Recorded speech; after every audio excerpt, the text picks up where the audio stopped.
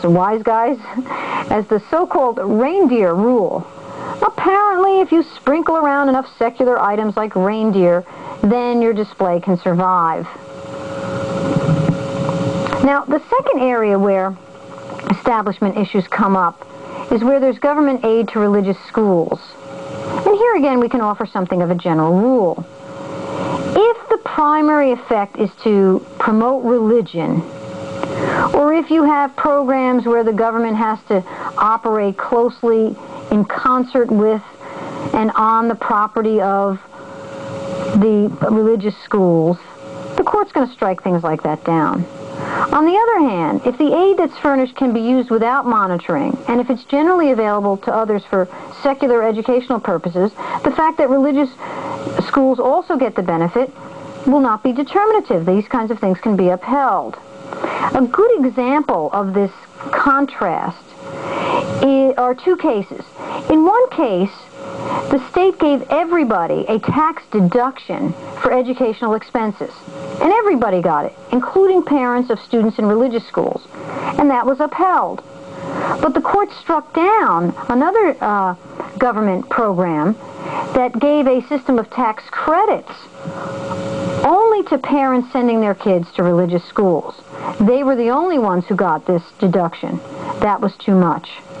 Now, the court has looked at a whole variety of forms of aid to religious schools, and as I said, pretty much it's upheld those kinds of aid that are generally available for educational purposes, and pretty much struck down those that involve too much of a direct advancement of the religious aspect and too much entanglement between church and state. The final area is the introduction of religious ideology into the public schools, and the Establishment Clause generally prohibits that, because the court has said that government-sponsored religious exercises in schools are an establishment violation. The government may not sponsor school prayer, and it may not have school prayer in public schools, even if the prayer is said to be fair to all religions, by being, let's say, non-denominational. And even if it's a voluntary prayer that allows students to opt out, no prayer has generally to this point meant no prayer. No Lord's Prayer, no Bible reading, no non-denominational prayer, no moment of silence if the underlying purpose is to endorse prayer, although you could have a true moment of silence, no posting of the Ten Commandments, no state-sponsored prayer at public school graduations. All of these things have been struck down. However, make note of something here. The state, if it opens up its school facilities to all, cannot close those facilities only to religious entities, only to those who have a religious message. So, for example, if the school is open to all sort of community activities after school, there's no establishment violation, and in fact it would be an equal protection violation if all kinds of community groups were allowed in, but not the Bible study group. In fact, there was a case recently where the court said that the University of Virginia, which apparently pays for all student publications, they pay someone to publish all student publications, pays for all printing costs. The University of Virginia paid for all of these student publications, but refused to pay for a student publication that was religious in nature. And the court struck that down, too. The court said if you open up your resources, your facilities, in that sense, if you're paying for a printer to print things, then you can't open them up and discriminate then on the basis of the religious nature of a particular person's message.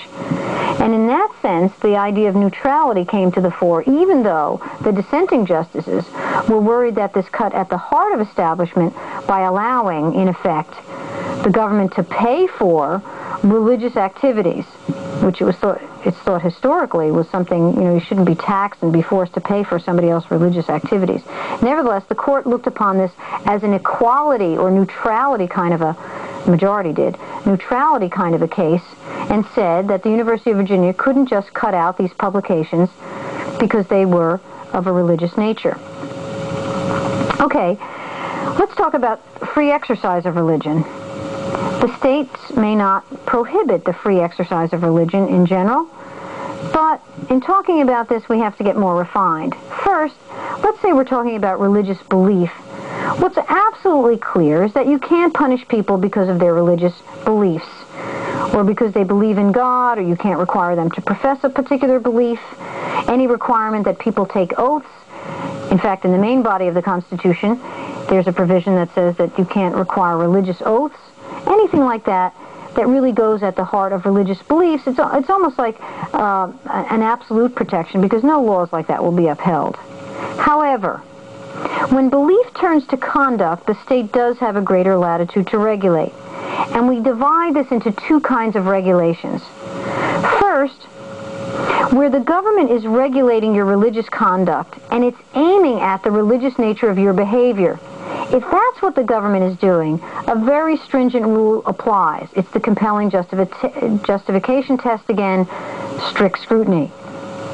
And pretty much the government's not going to prevail under such a test, and the government under this test may not single out or prohibit or punish religious behavior because of its religious nature.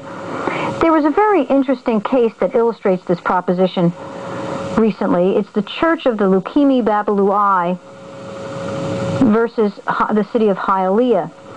Now, Hialeah in Florida had a law that prohibited the killing of animals, but it prohibited only the ritual killing of animals of a kind engaged in by this church, and not other kinds of slaughter of animals, the products of which, you could see in the meat department of the food store. And the court said in that case, it said, look, this is not a generally applicable law. It's not a neutral regulation. You're actually aiming at the church's practices because of the nature of the practice is this religious ceremony, the ritual killing of animals, and it struck down this law because the court said it didn't make out a compelling justification to have a law of this character. It's a different kind of case, though, if the government is not aiming at the religious nature of your conduct. It's just passing what we call a generally applicable law. And if that generally applicable law just happens to affect someone's religious practices, then under the modern test, the current test, we should say, is that these laws are going to be valid. And the government is not constitutionally obligated to provide religious persons with exemptions from generally applicable laws. And they're going to be valid even though they affect your religiously inspired conduct, and even though they affect that conduct significantly. If they're not aimed at that conduct, if they're generally applicable, the fact that they interfere with religious practices will not be a reason for striking them down. They will be upheld as long as they're reasonable, and exemptions do not have to be granted.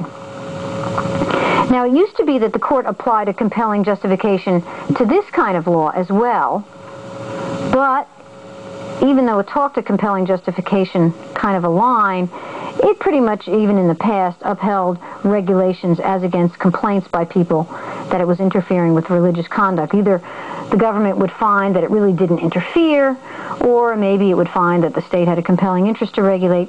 But all of that was swept aside in a case a few terms ago where the court considered whether you could have a law that made it a crime to use certain drugs, as against certain individuals who said, well, we use these drugs as part of our religious ceremony.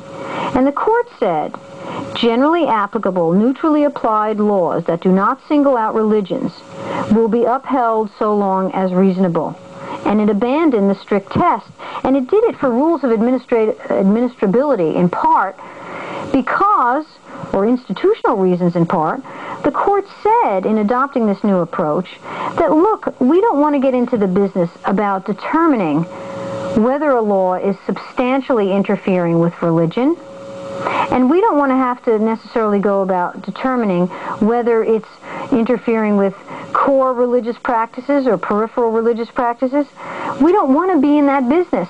We think it's enough that the law is not aiming at religions, not picking on religions, and the current view is, as I said, you don't have to give exemptions, and the law can be applied across the board, even if it substantially interferes with religious practices. Now, in saying that, the court did leave standing some prior cases where exemptions were permitted.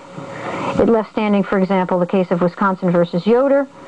In that case, the court considered the constitutionality of a law as applied to the Amish that said that you had to send your kids to school until they were age 16. The Amish wanted to take their kids out of school by age 13 because as part of their